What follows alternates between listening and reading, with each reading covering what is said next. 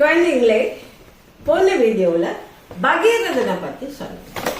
விஸ்வாமித்திரர் ராமலட்சுமணர்களை கூட்டிக் கொண்டு மிதலைக்கு போறாரு இல்லையா?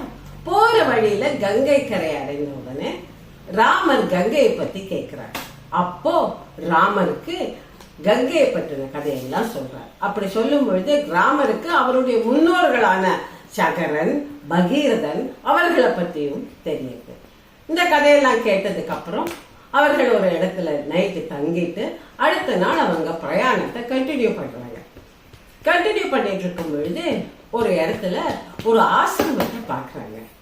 அந்த ஆசிரமத்துல ஆட்கள் யாருமே வசிக்கல.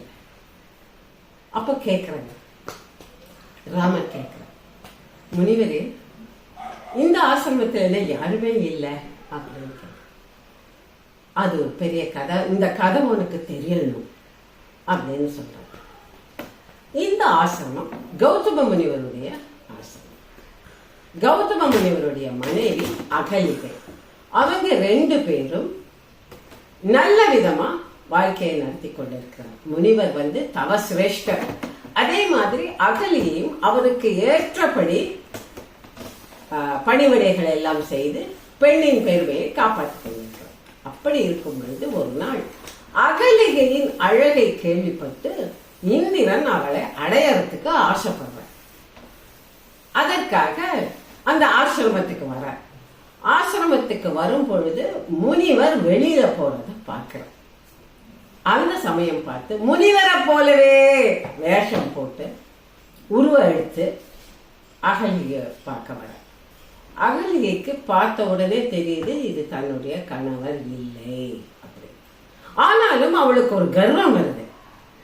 ஆனாலப்பட்டு இந்திரனே என்னுடைய அழகை பார்த்து என் மீது ஆசைப்பட்டார் அப்படிங்கிற ஒரு கர்வத்தினால அவள் இந்திரனின் இச்சைக்கு இணங்கி விடுகிறார். அவனுடைய ஆசைக்கு இணங்கி விடுகிறார். அதற்கு பிறகு இந்த இந்திரன் வெளியில போகும்போது கௌதம முனிவர் எதிரில் வர. அவருக்கு பார்த்த உடனே எல்லாம் புரிஞ்சு போச்சு. இந்திரன் மீது கடுமையான கோபம் வந்து, நீ ஒரு அலியாக பிறப்பாய், ஆண் என்றும் பெண் என்றும் இல்லாத அலியாக பிறப்பாய்னு ஒரு சாபம் கொடுக்கிறார். அப்பவே இந்திரன் தன்னுடைய உருவத்தை எல்லாம் இழந்து எல்லாம் அவன் சாபம் பலித்து விடுகிறது. அதே மாதிரி தன்னுடைய மனைவி கிட்டையும் போய், நீயும் உன்னுடைய பாதிவிரதத்தை இழந்து விட்டாய். பதிவிரதை தன்மை, பதிவிரதைன்னா கணவனை தவிர வேற யாரும் நினைக்காமல் கற்பு நிலையை காப்பாற்றிக் கொண்டிருக்கிற தன்மைக்கு பேரு பாதிவிரத்தியா.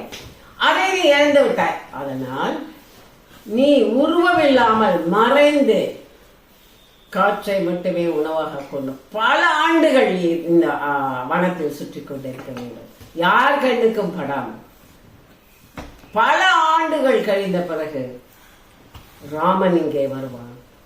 அவன் காலடி இங்கே பட்டவுடன் உனக்கு உன்னுடைய உருவம் கிடைத்துவிடும். பழைய உருவமும் பழைய அழகுடன் கிடைத்துவிடும். அதுதான் சாப விமோசனம் சொல்றார்.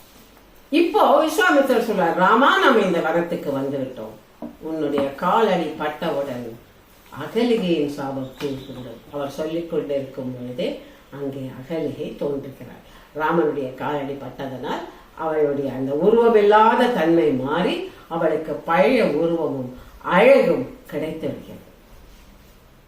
அகலிகை அவர் ராமனின் பாதத்தை பணிந்து அவனை உபசரித்து ராமரும் அகலிகை வணங்குகிறார்.